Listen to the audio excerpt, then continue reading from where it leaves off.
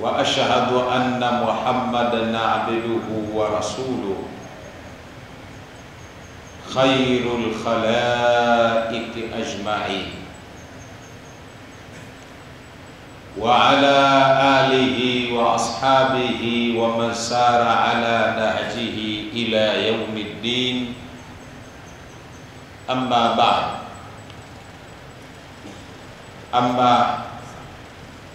Baada ya kumshukuru Mola Subhanahu wa Ta'ala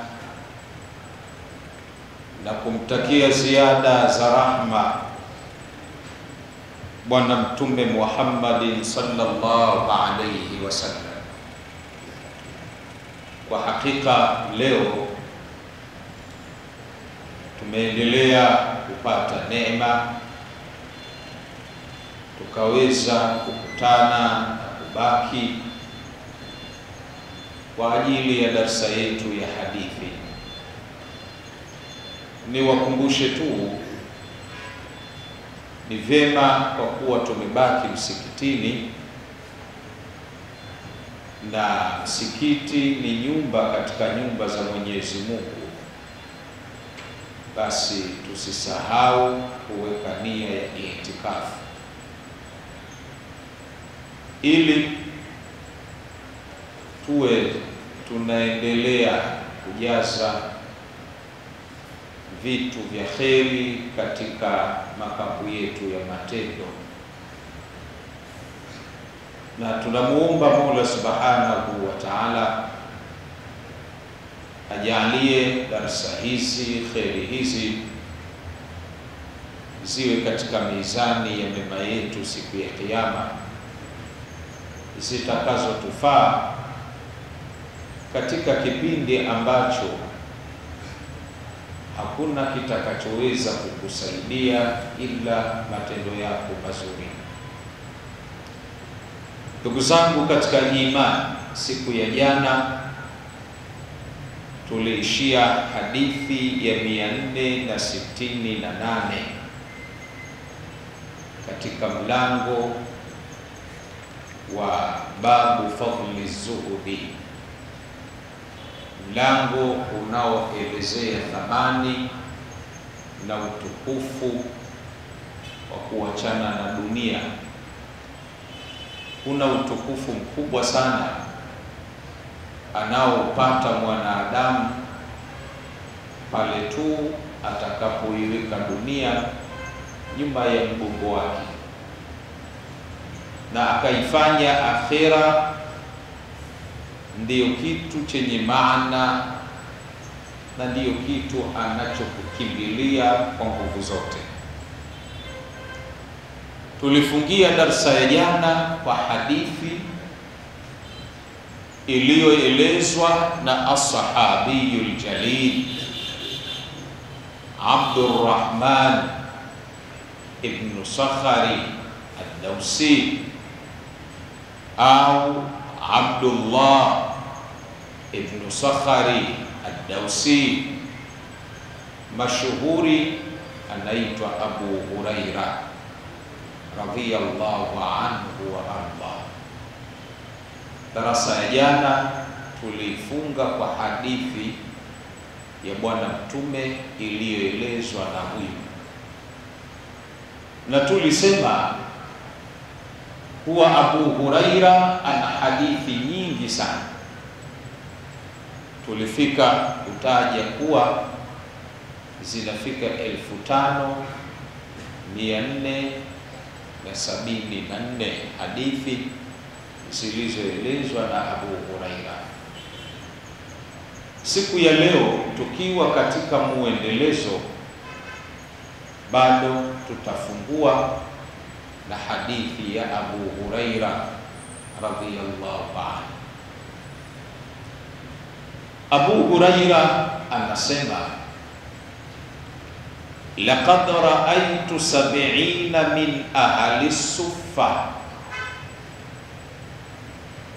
katika masahaba wa Bwana Mtume Muhammad sallallahu alayhi wasallam waligawika na walitangaa kwa maana ya kujulikana kwa sifa mbalimbali. Miongoni mwa sifa, kuna watu walijulikana kwa jina la Ahlus Suffa. Ahlus Suffa ni watu ambao walikuwa hawana chochote wanachojishughulisha nacho katika harakati za kidunia. Si watu wenye kutafuta mali kwa ajili ya kuimarisha dunia, si watu wa sampuli hiyo, bali wao walijiwekeza katika kuitafuta akhera tu, na waliuona umaskini kwao kuwa sio aibu. Muda wa kuwa umaskini utawakuta wakiwa wanalazimikiana na matendo yanayomridhisha Mola Subhanahu wa Ta'ala. Watu hawa ilikuwa makazi yao ni kwa Bwana Mtume Muhammad sallallahu alaihi wasallam. Msikitini kulikuwa ndio mahala pao. Ibada mbalimbali zinazoendeshwa misikitini huwa hawazikosi. Katika hao Ahlus Suffa, huyu Abu Huraira radhiyallahu anhu naye anasemwa ni katika Ahlus Suffa. Mavazi yao hayakuwa mavazi ya fahari, na baadhi ya wanachuoni wanasema hata hawa ahlut tasawufi, moja miongoni mwa sababu ya kupata jina la ahlut tasawufi ni min ahli Suffa, wanatokana na watu wa kibaraza cha Bwana Mtume Muhammad sallallahu alaihi wasallam, na walikuwa wengi. Kuna kauli inasema wanafika 70, na kuna kauli nyingine inasema wanazidi 70. Sasa Abu Huraira leo kwa taufiki ya Mwenyezi Mungu anatuwafikisha kuisoma hadithi aliyoieleza Abu Huraira akiwa anawazungumzia Ahlus Suffa. Anasema Abu Huraira, laqad ra'aytu 70 min ahli Suffa, kwa hakika, laqad, kwa hakika, litahqiqihi, ra'aytu 70 min ahli Suffa, nimewaona kwa macho yangu. Raa ya hapo ni raa al-basariya, kuona kwa fiili ya raa kuna maana zaidi ya moja. Kuna raa kwa maana ya kuona kwa macho, kuna raa kwa maana ya kutambua. Muda mwingine mtu anaweza akasema raaitu ikiwa na maana ya kutambua, na ndiyo ile iliyotumika katika Qur'an alipoambiwa Bwana Mtume Muhammad sallallahu alayhi wasallam, araaita alladhi yukadhibu biddin, ina maana kwamba hal arafta man yukadhibu biddin, je, umemtambua, na sio kumuona kwa macho.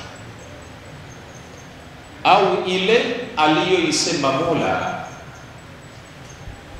alam tara kaifa fa'ala rabbuka bi ashabil fil, sio je, hukuona kwa sababu linatokea tukio la kuangamizwa watu wa tembo, Bwana Mtume Muhammad sallallahu alayhi wasallam hajazaliwa. Kwa hiyo hatutasema alam tara kwa maana je ukuona, bali haukupata habari. Alam tara, je haukutambua au haukupata habari? Kaifa faala rabbuka bi ashabil fil. Lakini aya hapa aliyoitumia Abu Huraira anasema laqad raaitu, kwa hakika nimewaona kwa jicho langu, 70 watu 70 min ahli Sufa, wanaotokana na wale watu waliokuwa wanaking'ang'ania na kukilazi kibaraza cha Bwana Mtume Muhammad sallallahu alayhi wasallam. Watu hawa kwa namna walivyokuwa wameitupilia mbali dunia na kuielekea akhera, ma minhum rajulun alayhi ridau, katika maweko ya mavazi ya Waarabu huwa wanapenda kuambatana na rida. Kishari kile ni sehemu ya ukamilifu wa mavazi yao, kwamba mtu atapata. Lakini shuka hizo wamezivaaje? Qad rabatu fi a'naqihim, wamezifunga katika shingo zao. Zamani kulikuwa na utaratibu wa vijana wakipelekwa khitani, hasa zile za vijijini.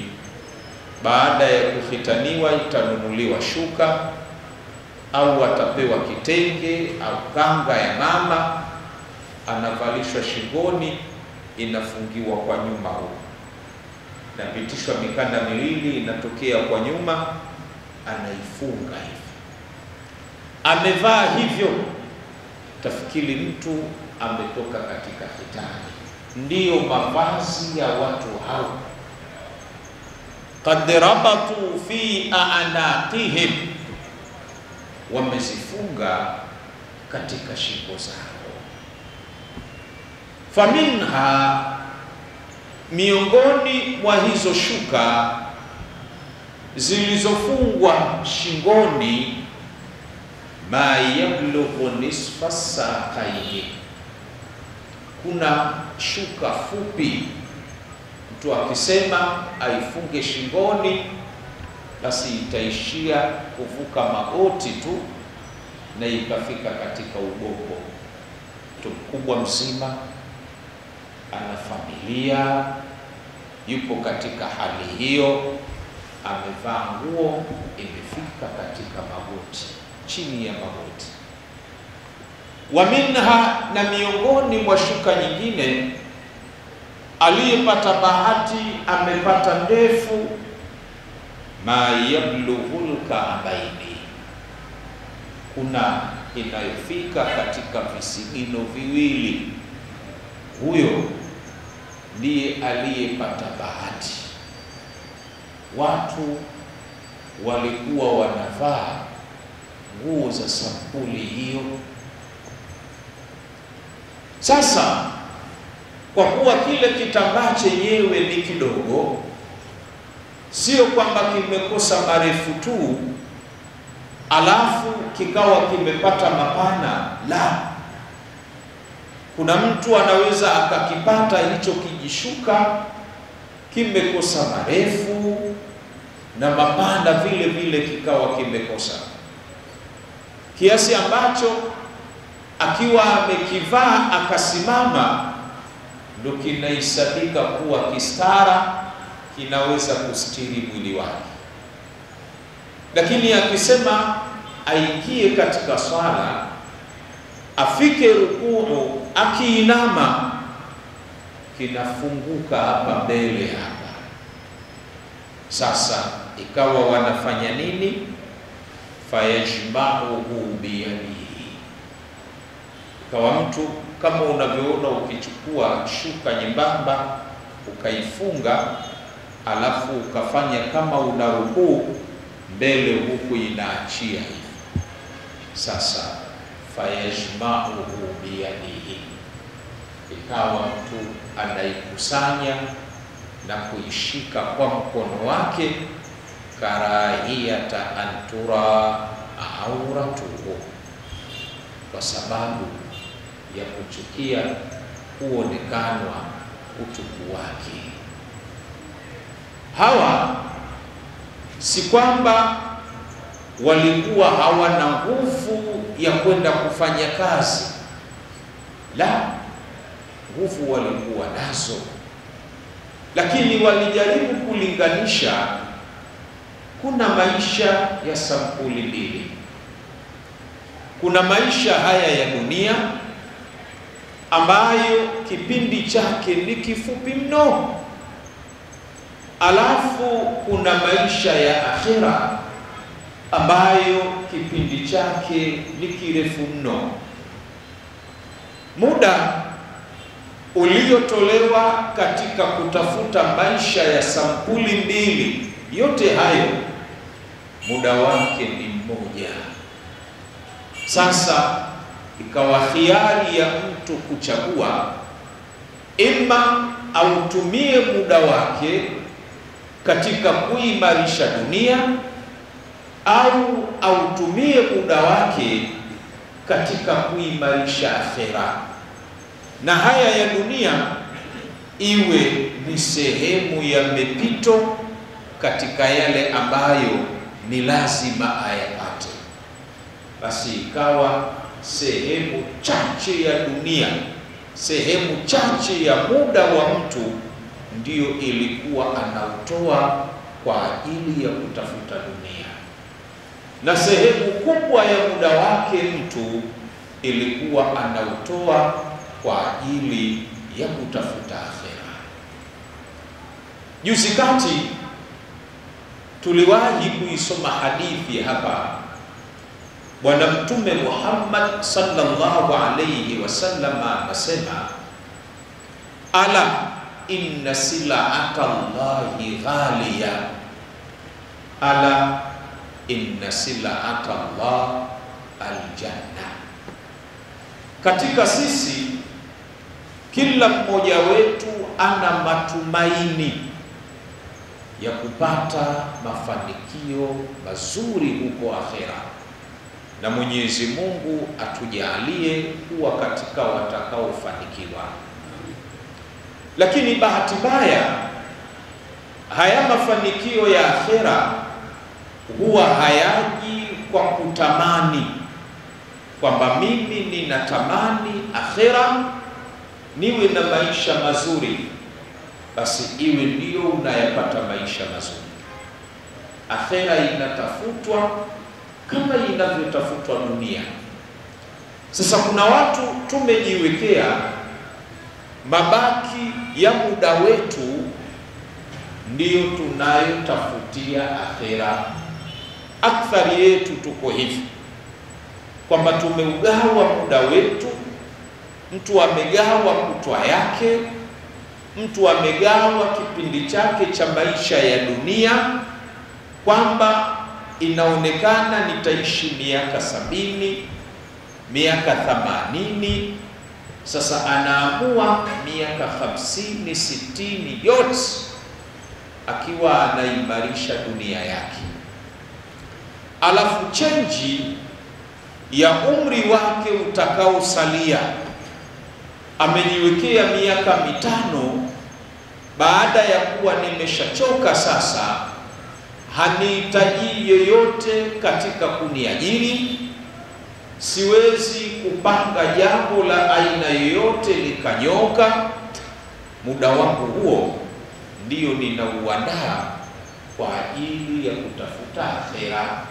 Wengi tumejiseti hivi kwamba acha nitumie ujana, nikifika miaka 60 70 sasa ndio nitarudi kwa Mola Subhanahu wa Ta'ala.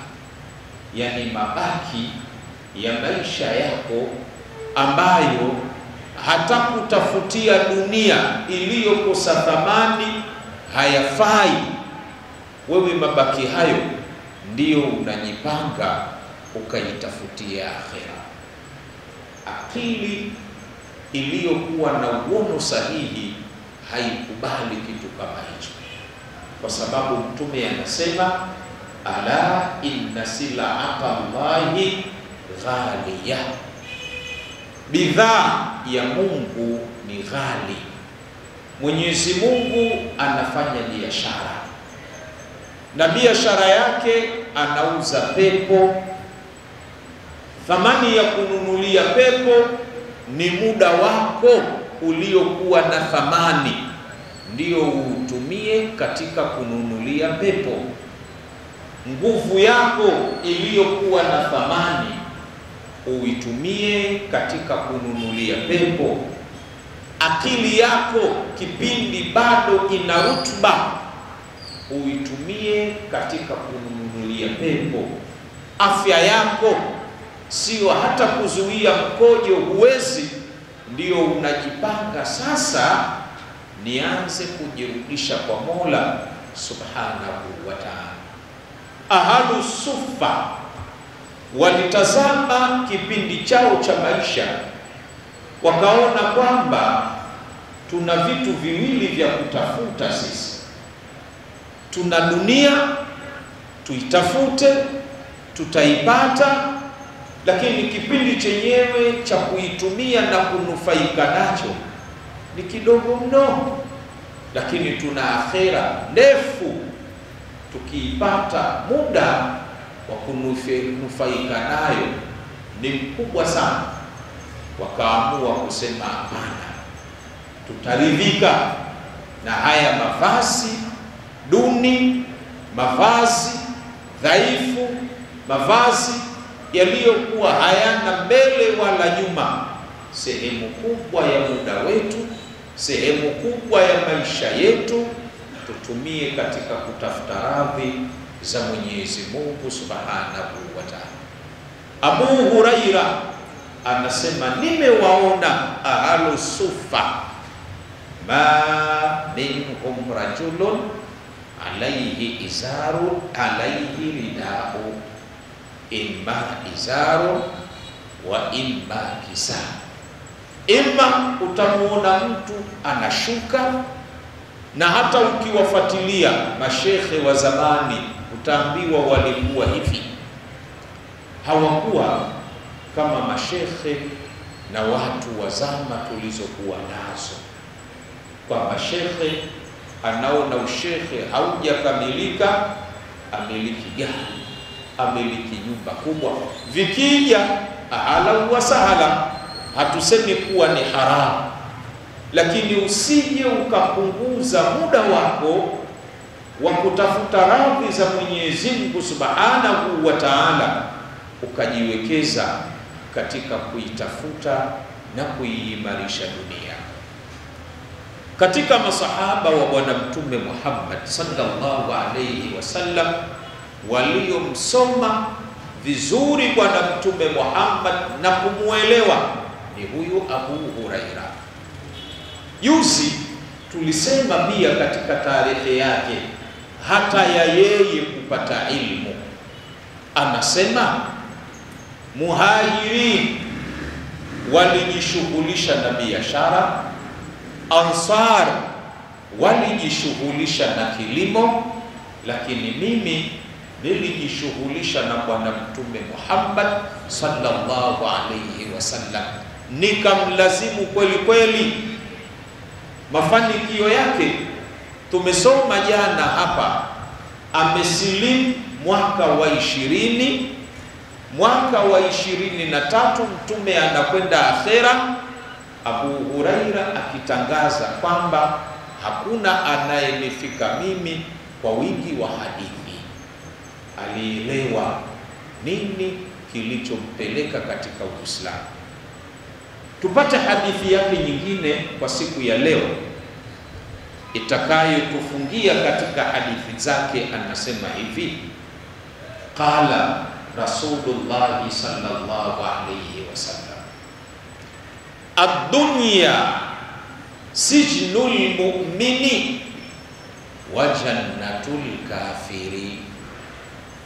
Ad-dunya, hii dunia hii, ad-dunya, hii dunia, sijnul mu'mini, kwa muumini namna weko la dunia lilivyowekwa ni sawa sawa na jela kwa aliyekuwa muumini.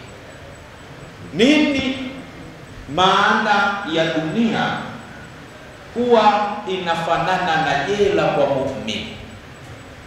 Mtu atakapokuwa amepelekwa jela huwa anakutana na takalifu mbalimbali.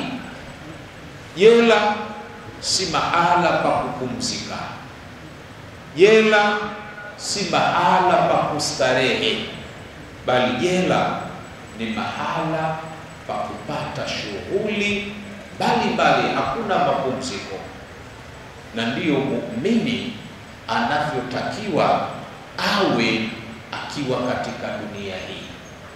Mara amejishughulisha na sala, mara amejishughulisha na saumu, mara amejishughulisha na ibada hizi takalifu, kwa sababu ana amana alizozichukua kutoka kwa Mola Subhanahu wa Ta'ala.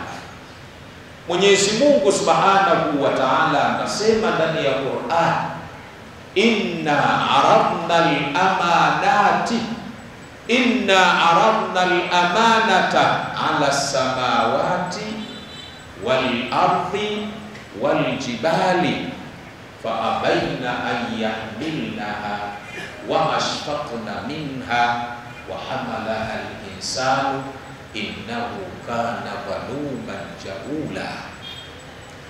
Ukisoma mfumo wa maisha ya wanadamu, namna unavyotakiwa hasa, hakuwa ni mtu mwenye kupumzika, kwa sababu ana majukumu kadhaa ameyachukua, na ndivyo vitu vinavyoitwa amana.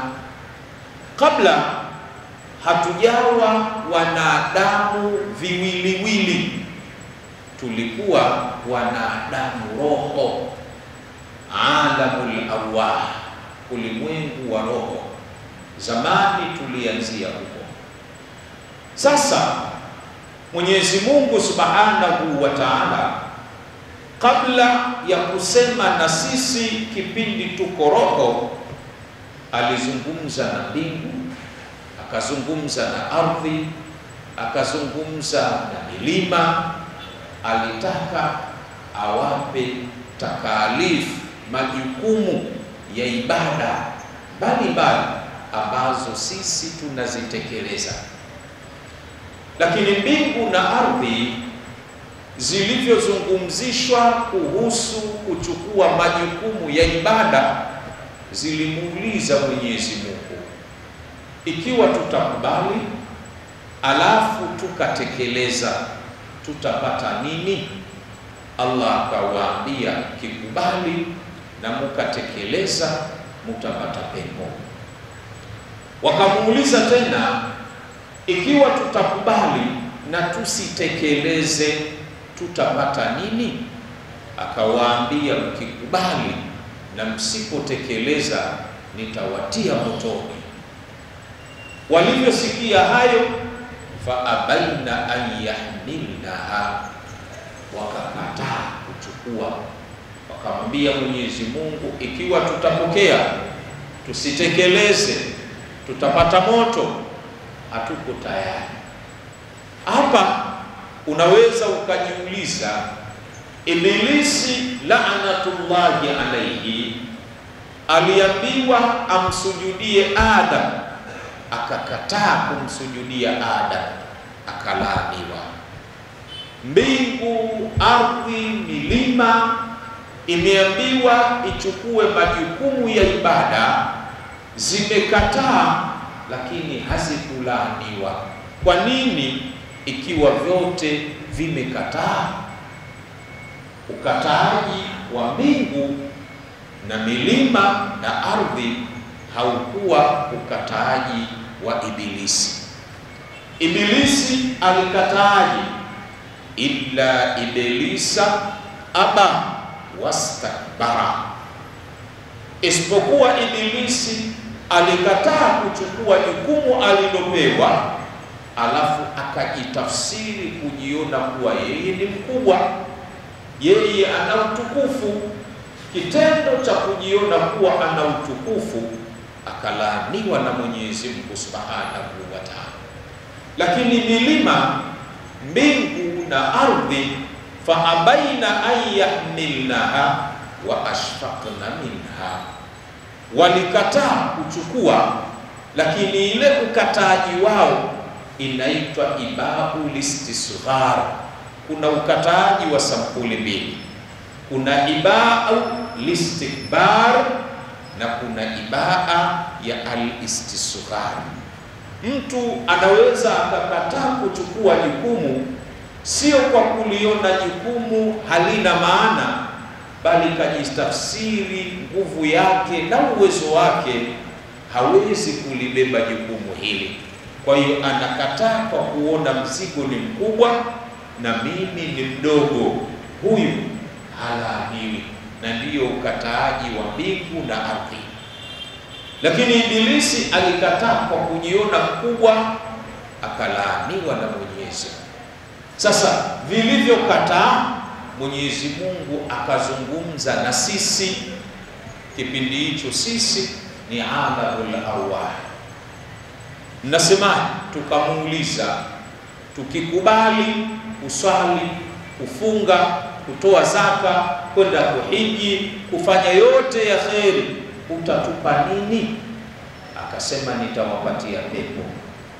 Tukamuuliza, tukikubali tukafanya, pepo; tukikubali tusipofanya, akasema nitawapa moto.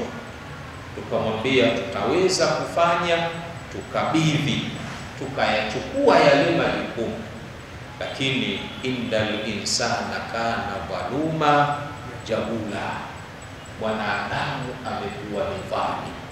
Sasa weko letu sisi, hii dunia hatukuja kustarehe, tumekuja tukiwa na takalifu shatta.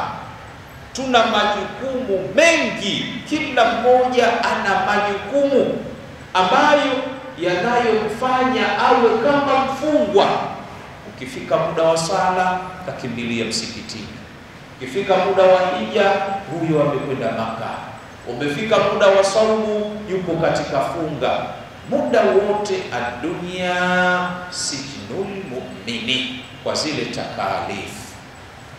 Lakini wa jannatul kafiri, na hii dunia ni pepo kwa kafiri, kwa sababu majukumu tuliyokuwa nayo sisi yeye hana. Kipindi tunajikalifisha kwa kuitafuta akhera, yeye anafanya starehe zake za kidunia. Hiyo ni moja miongoni mwa tafsiri za ad-dunya sijnul mu'mini. Lakini tafsiri ya pili, ad-dunya sijnul mu'mini wa jannatul kafiri, hizi raha na starehe zinazopatikana duniani, kuna raha na starehe nyingine zitapatikana akhera. Sasa mu'min anapoishi katika starehe hizi za kidunia, akija akilinganisha na starehe atakazozipata kesho akhera, ukimuuliza atakwambia nilipokuwa duniani sawa sawa tu nilikuwa niko jela. Kwa sababu gani? Ile starehe niliyokuwa ninaipata mwisho wake inanipa adhabu. Kula ni sehemu ya starehe, lakini baadaye nitalazimika kwenda kujisaidia, ni sehemu ya adhabu hiyo. Nitakuwa na watoto, ni sehemu ya starehe kwangu, lakini nitalazimika kuwalea. Yani kila starehe imeambatana na shida. Kwa hiyo ni sawasawa na jela tu ukilinganisha na starehe za akhera. Kafiri yeye maisha yake ya dunia ndiyo starehe yake hapo. Akhera huko hana kitu. Kwa hiyo yeye akhera kwake ni dhiki kulikoni dunia kwake yeye. Ndiyo akaambiwa ad-dunya kwamba ndiyo sijnul mu'mini wa jannatul kafiri. Katika masahaba wa Bwana Mtume Muhammad sallallahu alayhi wasallam, yupo bwana mmoja anaitwa Abdullah ibn Umar ibn al-Khattab radhiyallahu anhu wa arda. Huyu bwana amepata bahati sana. Yeye mwenyewe ni sahaba, baba yake mzazi ni sahaba, dada yake mke wa Mtume, na yeye mwenyewe akaja kumzaa mtoto alikuwa tabi'i anaitwa Salim ibn Abdillah ibn Umar ibn al-Khattab radhiyallahu anhu. Huyo Salim ana habari kubwa, ni mtoto wa huyu sahaba tutakaye msoma leo. Niwape kidogo nubdha ya mwanawe huyu, anaitwa Salim ibn Abdillah ibn Umar ibn al-Khattab. Siku moja huyo Salim aliingia msikitini akatekeleza ibada. Baadaye ikawa amekaa pembeni anasoma Qur'an. Yupo katika kusoma Qur'ani, akaingia kiongozi wa kipindi hicho, jina lake kama sikosei ataitwa Sulaiman ibn Abdul Malik. Alivyoingia watu wote wakafadhaika. Kama hivi sasa ghafla aingie waziri mkuu hapa, basi sote tutafadhaika. Uwe unasoma Qur'ani, uwe unafanya nini, vyote utatupilia bali, tunamkimbilia waziri mkuu. Lakini yule Salim ilikuwa bado amekishika kitabu cha Mungu anasoma. Yule Suleiman akaingia akapata rakaa mbili. Alivyotupa jicho pembeni akamkuta Salim ameketi kule anasoma Qur'an, anamfahamu huwa ni mwanachuoni. Akanyanyuka akamsogelea mpaka pale, ikawa anamzungumzisha, lakini Salim anaendelea kusoma Qur'an. Amefanya shughuli zake. Alipomaliza, yule kiongozi anamwambia Salim, salni hajataka aqdhiha laka, nimekufuata unieleze una shida gani ili nikutekelezee. Salim hakumjibu kitu. Akamwambia mara ya pili, hakujibu kitu. Mara ya tatu, hakujibu kitu. Yule bwana alipotoka akamfuata nje, akamwambia, msikitini nilikuuliza una shida gani, huku nijibu. Akamwambia, qad istahiyaitu an akuna fi baiti llah thumma ad'u ahadan ghairahu. Nilipokuwa msikitini nilikuwa naona haya, nipo nyumbani kwa Mwenyezi Mungu, alafu ninyanyue kinywa changu nimuombe mwingine asiyekuwa Mungu, ikiwa nipo katika nyumba ya Mungu. Hilo niliona haya. Akamwambia, basi sio tabu, sasa tuko nje, unaweza ukaeleza shida yako. Akamwambia, sikiliza ndugu yangu, unataka kunikidhia mahitaji yako? Akamwambia naam. Akamwambia, kuna shida mbili. min hawaiji dunya wa min hawaiji al-akhirah. Kuna shida za dunia, alafu kuna dhiki za akhera. Wewe uko tayari kukidhi shida zipi unazoweza kutatua? Akaambia, mimi naweza za dunia, za akhera nitaziweza wapi? Akaambia, sikiliza, hinama kuntu fil masjidi kuntu fi baiti man yamliku dunya wa ma fiha. Pale nilipokuwa msikitini, nilikuwa katika nyumba ya anayemiliki dunia na vilivyomo.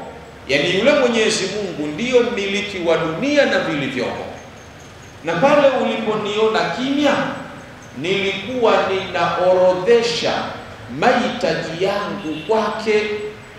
Sasa walam as'aluhu hajatan min hawaiji dunia, sikumuomba hata moja katika shida za dunia. Sasa fakaifa as'alu hajata min hawaiji dunia man la yamliku dunia, nitakuombaje wewe ambaye dunia wenyewe huimiliki? Yani yule anayemiliki dunia, nilivyokuwa naye sikuwa na muomba dunia, mimi nilikuwa akhera ndiyo target yangu. Ahlusufa hao, sikumuomba dunia. Nawezaje kukuomba wewe dunia? Kabia, sina mimi shida za dunia. Kama taka nikuletee shida za kiakhera, basi sawa. Huyu anaitwa Salim ibn Abdillah ibn Umar ibn al-Khattab radhiyallahu anhu. Huyu ndiyo baba yake Muhammad kupewa utume. Amezaliwa mwaka wa 10. Mwaka wa 10 ndio alizaliwa, kabla al-hijra, kabla ya kuhama. Kuna riwaya zinasema hivi, lakini amekufa mwaka 73 Hijiria akiwa na miaka 83. Amekufa mwaka 73, amezaliwa mwaka wa 10 kabla al-hijra na amekufa mwaka 73. Ni mwanachuoni mkubwa, faqihu, mufassiru, muhaddith. Wanachuoni wamefuatilia hadithi zake zinafika 2630.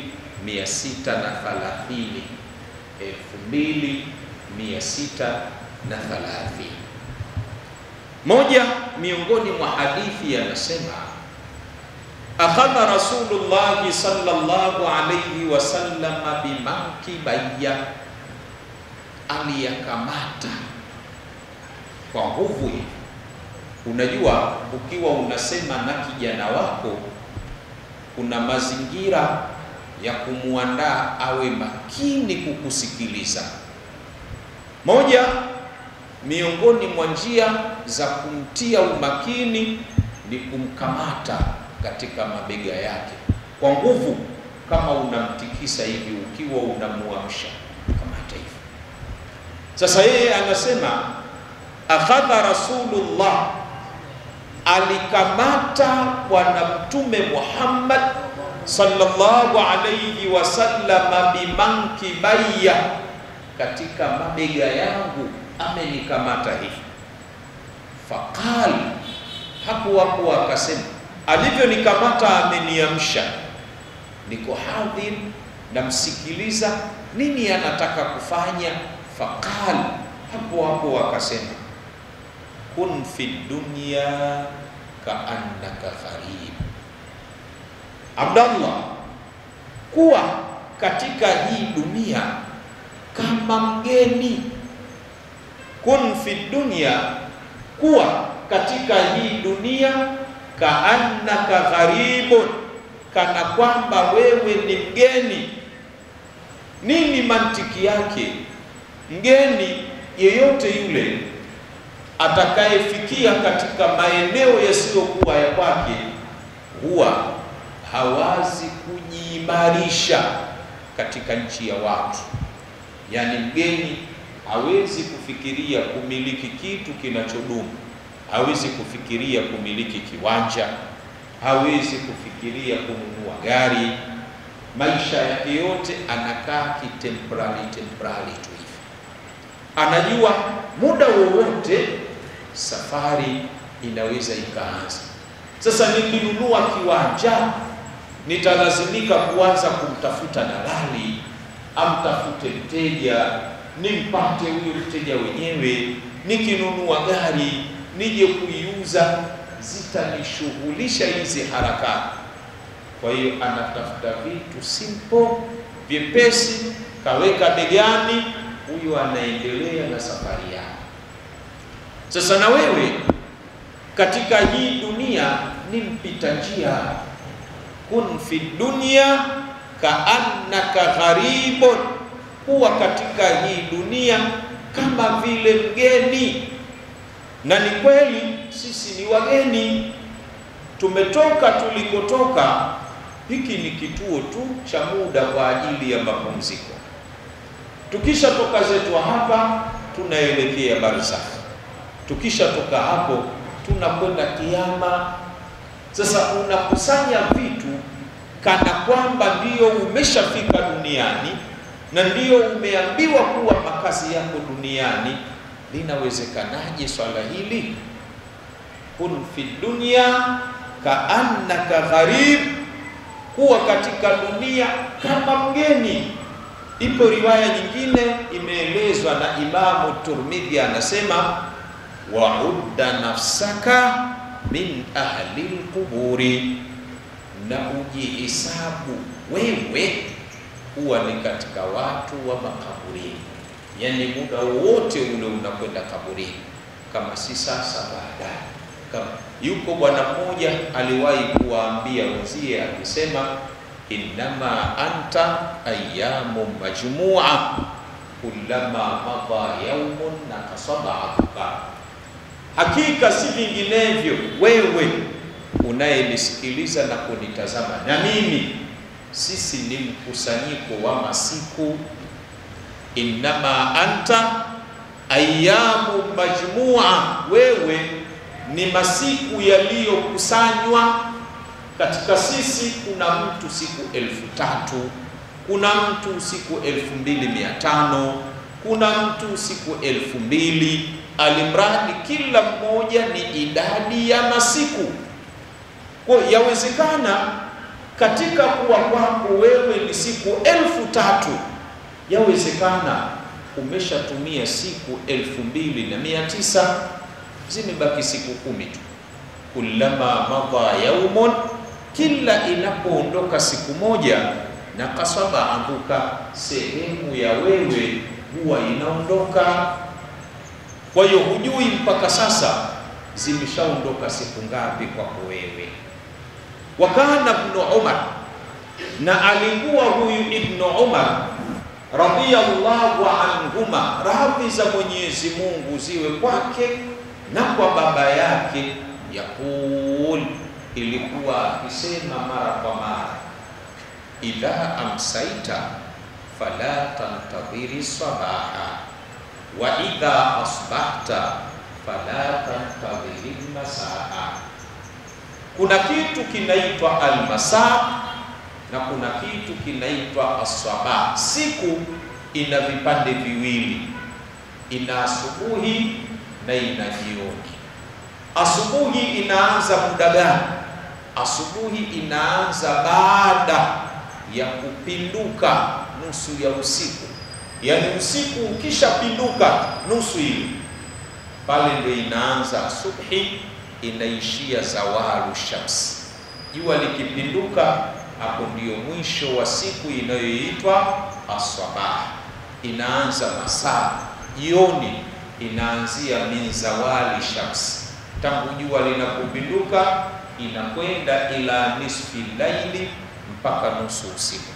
Kwa ukisikia sabaha masaa, sio saa 12 ya asubuhi mpaka 12 ya jioni, alafu masaa 12 jioni mpaka 12 ya asubuhi. Haipo hivyo, bali sabaha inaanza nusu ya pili ya usiku mpaka zawalu shamsi, na masaa inaanza kupinduka kwa jua mpaka inapofika nusu ya usiku.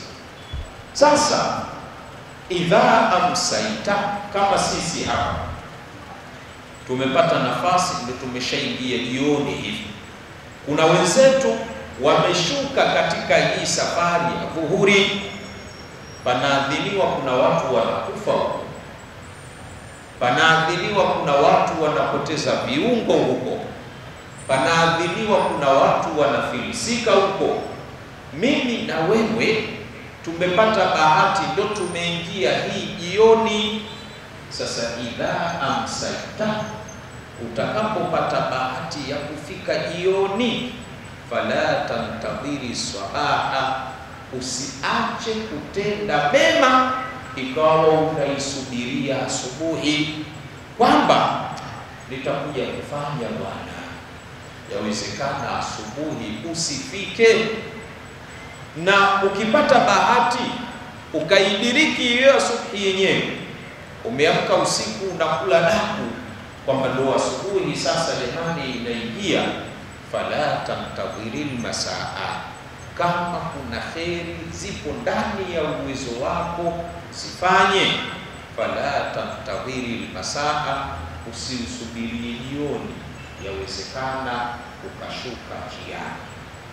Wa khudh min sihatika limaradika, chukua, fanya matendo mazuri katika kipindi chako cha afya, yale ambayo yatakayokava nafasi katika kipindi chako cha maradhi. Mwanadamu anatakiwa muda wote awe yanazalisha. Kama unavyoona mfanyakazi leo, mtu anayetafuta anatafuta kwa sababu ya vipindi viwili. Utakuta mtu akwambia sasa hivi nina nguvu, lakini itafika wakati nitakuwa mzee, nitastaafu. Kipindi hicho nitahitajia kula, nitahitajia kuishi, nitahitajia kuvaa, lakini sitakuwa na uwezo wa kuzalisha. Kwa hiyo kipindi hiki ambacho una uwezo wa kuzalisha, tafuta mafungu mawili. Tafuta fungu la leo yako, alafu tafuta fungu la kesho yako. Kile kipindi utakachokaa ukiwa mgonjwa, kipindi utakachokaa ukiwa mtu mzima, uwe unatumia ulichokiingiza kipindi ulichokuwa una afya yako. Sasa nasi hivyo hivyo, nimewaambia maisha ya dunia ni maisha ya kutafuta muda wote. Sasa itafika hatua spidi yako ya utafutaji itapungua. Sasa unaweza kufunga, itakuwa huwezi kufunga. Sasa unaweza kusali kwa kusimama, itakuwa huwezi. Sasa unaweza kwenda hija, itakuwa huwezi. Wa khudh min sihatika, chukua kupitia afya yako, limaradhika, litakalo kufaa katika kipindi cha maradhi yako. Wa min hayatika limautika, sasa hivi uko hai, utakuja kufa. Ukisha kufa huwezi tena kuzalisha, unatakiwa unufaike kwa kuyatumia yale uliyoyazalisha kipindi uko hai. Wa min hayatika, pia chukua masurufu kupitia kipindi uko hai, limautika, kitakachokusaidia katika kipindi uko kaburini. Yawezekana watoto wasikukumbuke, yawezekana jamaa zako, mali zako ulizozitafuta kwa jasho watu wasizitumie katika njia za kheri. Sasa kama ulijiwekeza mwenyewe, hautapata shida.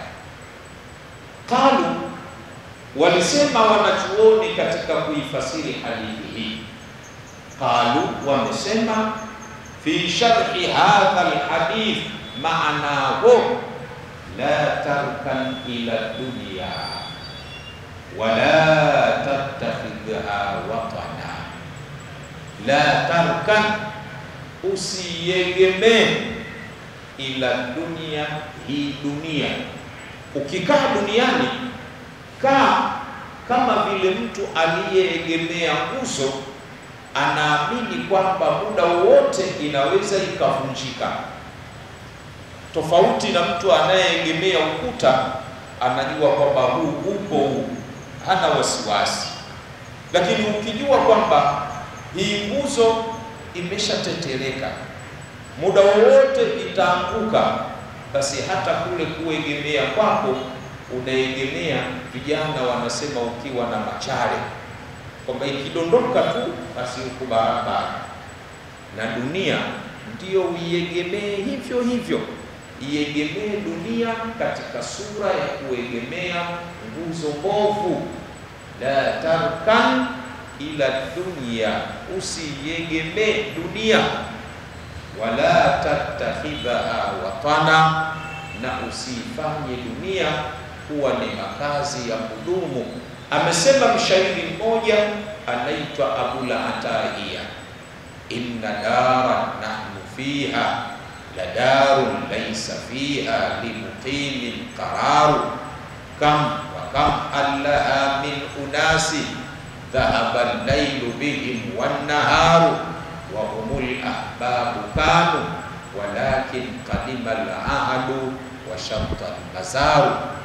Inna dara, hakika ya hii nyumba kwa maana ya dunia, la darun laysa fiha limuqimin qararu, ni nyumba ambayo hakuna kukaa kwa kudumu kwa mkazi yeyote yule. Kam wa kam allaha min unasi, watu wangapi waliokaa katika dunia hii. Dhahaba al-lailu bihim wan-naharu, ulipokuja usiku ukiondoka unaondoka nao, ukija mchana ukiondoka unaondoka nao. Hivi usiku wa jana ulipokuwa unaisha, kuna watu wameondoka nao. Imeingia asubuhi, kuna watu wamekuja. Ikiondoka jioni, kuna watu wataondoka nayo. Inna dara nahnu fiha la darun laysa fiha limuqimin qararu, kam wa kam hallaha min unasi dhahaba al-laylu bihim wan-naharu wala tattakhidha watana, usifanye dunia kuwa ndiyo makazi ya kudumu. Wala tuhaddith nafsaka, na wala usije ukaizungumzisha nafsi yako bituli baqai fiha, usalia kulipokuwa kurefu, kwamba mimi nipo, wenzako wanakufa, wewe ukasema wewe upo tu. Allah anasema dharuhum yakulu wa yatamatta'u wa yulhihimul amal fasawfa ya'lamun, waache wawe wanakula, wanafanya starehe, hakuna kinachowashughulisha ila starehe, wanakuwa kama wanyama, ipo siku watakuja kufahamu. Wala bil ihtinai biha, usije ukaizungumzisha nafsi yako jambo la kuishughulikia dunia. Wala tataallaq minha, na wala using'ang'anie dunia ukawa unajikusanyia kila unachokiona duniani unajiimarisha. Usifanye hivyo, illa bima yataallaqu bihi algharibu, isipokuwa cha kukichukua dunia, cha kuking'ang'ania katika dunia ni kama kile anachoking'ang'ania mgeni. Mgeni huwa anatembea na neti yake mgongoni. Tunawaona ndugu zetu tablighi, yani unatakiwa uishi katika dunia maisha wanayoishi tablighi. Ana jiko lake mkononi, ana godoro lake linalobebeka, ana neti yake inayobebeka. Duniani uwe unaishi hivyo, muda wowote safari inaanza. Fi ghairi watanihi, atakayekuwa katika si nchi yake. Wala tashtaghil fiha, na wala usije ukajishughulisha katika dunia bima la yashtaghilu bihi algharibu, kwa kitu ambacho hata mgeni huwa ajishughulishi nacho. Ukitaka kufanya jambo duniani kujiimarisha, hebu jiulize, mgeni anaweza akajiwekeza hivi? Yani usijiwekeze hapa duniani, usifanye uwekezaji mkubwa. Uwekezaji wa dunia jiwekeze kama anavyojiwekeza mgeni, alladhi yuridu dhahaba ila ahlihi, ambaye anayekusudia kurudi kwa jamaa zake. Wabillahi tawfiq. Mwenyezi Mungu Subhanahu wa Ta'ala atuwafikishe kuwa katika wale wanaoyasikiliza mazuri na hatimaye tukayafanyia kazi. Wallahu wa rasuluhu a'lam bisawabi. Taondokea hapo insha Allah. Maswali, muda umekwenda sana. Naam, swali lako la jana. Shekhe anakumbuka swali lake la jana. Jana shekhe aliuliza kuna kitu kinaitwa ashirku, kwa lugha ya Kiswahili kushirikina. Kushirikina ni nini? Ndiyo swali lako Ushirikina, huu ulimwengu alivyoumba Mwenyezi Mungu Subhanahu wa Ta'ala, amejihusishia yeye, ndiyo mwenye huu ulimwengu, na sisi ametupa majukumu ya kumwabudu yeye kama yeye. Tusije tukamuingiza mwingine yeyote tukamuweka katika daraja ya Mungu katika kuleta mafanikio au kuondoa madhara au kuyaleta madhara. Tusimuweke yeyote yule katika daraja hiyo. Kitendo cha kumfanya yeyote asiyekuwa Mungu ukamuweka katika daraja ya Mungu katika kuleta mafanikio, katika kuondoa madhara, ikawa sasa wewe unamuomba na kumwabudu kwa lengo la kuyaleta hayo mafanikio au kuyatoa hayo madhara, huo ndio unaoitwa ushirikina. Maana ya ushirikina ni kumfanya Mwenyezi Mungu ana mwenza wake katika yale anayoyafanya. Kwa mfano, sisi leo tunaweza tukaanzisha taasisi yetu, tukawa tuna ushirika. Maana ya ushirika ni kuwa na mwenza, asharaka, kwa maana amemshirikisha mwenzake katika jambo fulani, kujitengenezea mwenza. Sasa leo mwanadamu anaweza akaanzisha jambo lake, akamtafuta wa kushirikiana naye, kwamba mimi ninashirikiana na huyu katika kufanya hili. Mwenyezi Mungu hana mwenza huyo. Sasa wewe lolote lile linalokuhusu Mungu unatakiwa ufahamu kuwa yuko peke yake. Sasa kupitia hilo kuna watu wanatafsiri vibaya, kwa kuwa tumesema Mwenyezi Mungu hana mshirika. Mimi nikiwa nina hitaji la kwangu ambalo mfanyaji wake ni Mwenyezi Mungu, ninatakiwa nimuombe yeye moja kwa moja, lakini pia ninaweza kumuomba yeye kwa kupitia mtu mwingine. Sasa baadhi ya watu wanatafsiri kuwa huu ni ushirikina. Mungu anakujua wewe, na kama anakujua, kuna haja gani na sauti yako anaisikia?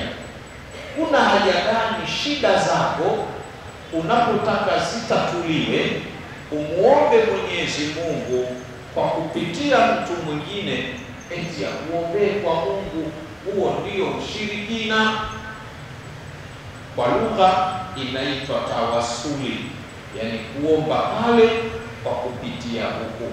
Huo sio ushirikina, na dalili ipo katika Qur'an. Zamani kabla hajaja Bwana Mtume Muhammad sallallahu alayhi wasallam, kulikuwa na ugomvi wa Mayahudi kuna kabila mbili pale Madina. Kabila moja al-Khazraji na kabila lingine al-Aus. Walikuwa wanagombana sana kwa sababu zisizokuwa na maana. Sasa inapelekea wanapigana. Ikifikia hatua kabila moja linaelemewa, lilikuwa linakwenda kuchukua Taurati ya Nabii Musa, wanafunua, wakiona mahala limeandikwa jina la Mtume Muhammad sallallahu alayhi wasallam, walikuwa wanaweka mkono katika jina, alafu wanasema maneno yafuatayo: Allahumma inna nas'aluka bihaqqi nabiyyika alladhi wa'adtana an tab'athahu fi akhir zaman unsurna ala aduwina. Wanamwambia Mungu, ewe Mola, sisi tunakuomba kwa kupitia sharafu ya mtume wako uliyetuahidi kuwa utamleta zama za mwisho, kwa kupitia sharafu yake tunakuomba utupe nusura dhidi ya hawa maadui zetu. Wakishaomba hivyo, fayunsarun, vita vinageuka kutoka kushindwa kuelekea kushinda. Hayo kabla ya Mtume Muhammad sallallahu alaihi wasallam. Alipokuja Mtume, hayo ameyajua, hakuyakemea, kuyasema kuwa kuomba kwa kupitia jina langu ni sehemu ya ushirikina. Hakusema hivyo, bali wale watu walilaumiwa. Ilikuja aya inasema hivi: walamma ja'ahum kitabun min indillah musaddiqun lima ma'ahum wa kanu min qablu yastaftihuna 'ala alladhina kafaru falamma ja'ahum ma arafu kafaru bihi fala'natullahi 'ala al-kafirin. Aya hii inawalaumu Mayahudi kwamba zamani kabla Muhammad hajaja walikuwa wakiomba kupitia jina lake na walikuwa wanafikiri kuwa ni mtume wa Mungu. Sasa amekuja kweli, baada ya kuja ilikuwa ndio wamuamini moja kwa moja, lakini wao ikawa hawamuamini, wanampiga vita. Sasa Mwenyezi Mungu amewalaani. Hakuwalaani kwa nini walikuwa wanaomba kwa kupitia yeye, bali amewalaani kwa nini yule ambaye walikuwa wanaomba kupitia yeye alivyokuja kweli wasiungane naye, ndio wanamgeuza kuwa adui yao. Kwa hiyo leo kutoka wewe ukawa una shida yako, ukenda kumfata mtu unayeamini kwamba ni katika watu wema, ukafanya mawili: ima umwambie yeye akuombee kwa Mungu, au umuombe Mungu kwa kupitia sharafu yake yeye, lakini muda wa kuwa unamkusudia Mungu, hiyo si sehemu ya ushirikina. Bali ushirikina utakuwa kama utaamini kuwa huyu unayemuomba ndiye wa kutatua au ndiye wa kuleta manufaa, hapo utakuwa umemshirikisha Mwenyezi Mungu. Wallahu wa rasuluhu a'lam bisawab. Mwingine pata swali moja la mwisho. Naam, wewe Sharifu alikukataza kuuliza. Haya, uliza. Uliza sasa. Assalamu alaikum. Wa alaikum salam wa rahmatullahi. Swali langu liko kwenye hadithi ambayo inasema dunia sijnul mu'min. Alafu tukaambiwa dunia jannatul kafir. Ukatolea mfano katika hadithi hii, mfano wa maisha. Unahangaika, unakula, lakini baadaye unakwenda msalani, ni sehemu ya adhabu. Ukatolea mfano mingi, lakini nachukua huu mfano huu upo kwa Waislamu na wasiokuwa Waislamu. Inakuwaje? Mtume akaelekeza moja kwa moja kwa mifano hii kuwa ni jela ya Waislamu ya waumini tu, lakini haikuwa jela kwa hawa wasiokuwa Waislamu. Wakati yale tunawafanya sisi na wao wanafanya, wanahangaika, lakini baadaye Uislamu unakwenda ni adhabu, kweli ni adhabu. Hiyo ni sehemu ya kwanza ambayo tunataka kufahamu. Lakini pia swali la pili na kuja humo Mwenyezi Mungu Subhanahu wa Ta'ala kusema wala tansa nasibaka min dunya. Aya hii inatuelekeza nini? Na muda hautoshi kama itawezekana kujulika au hivi. Lakini pia wala hayatu dunya illa mata'u ghurur.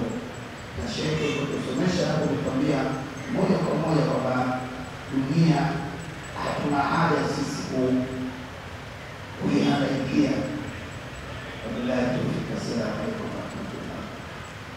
Shekhe anauliza kwamba haya tunayoyapitia duniani yanayoitwa kuwa ni adhabu kwa Uislamu au jela, nayo ni pepo au ndiyo starehe kwa kafiri. Mbona mapito yetu yanafanana? Alafu kwa huyu iwe ni adhabu na kwa huyu iwe ni sehemu ya starehe?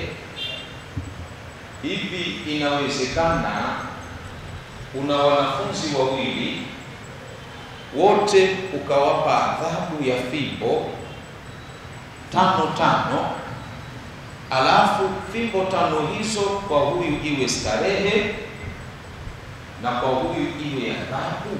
Inawezekanaje? Naam, hilo linawezekana kwa kutazama kitakachokuja mbele. Kitakachokuja mbele ndio kina tafsiri kile kilichotangulia kilikuwa adhabu au kilikuwa starehe. Kwa mfano, tunasafiri ikawa tumepanda gari moja, mimi nipo kwenye gari na wewe uko kwenye gari. Tulipofika mbele tukaambiwa shukeni. Tuliposhuka mmoja akaambiwa apande kwenye ndege na yule mwingine akaambiwa atembee kwa mguu. Tukiwa tumeshuka kwenye gari, bila ya shaka yule aliyepanda kwenye ndege atasema nilikuwa nipo kwenye adhabu. Kipindi anatembea kwenye gari atasema nilikuwa kwenye nini? Kwenye adhabu, akilinganisha na ndege. Na huyu aliyeshuka kwenye gari ikawa anatembea kwa mguu atasema nilikuwa kwenye neema, akilinganisha na utembeaji wa mguu.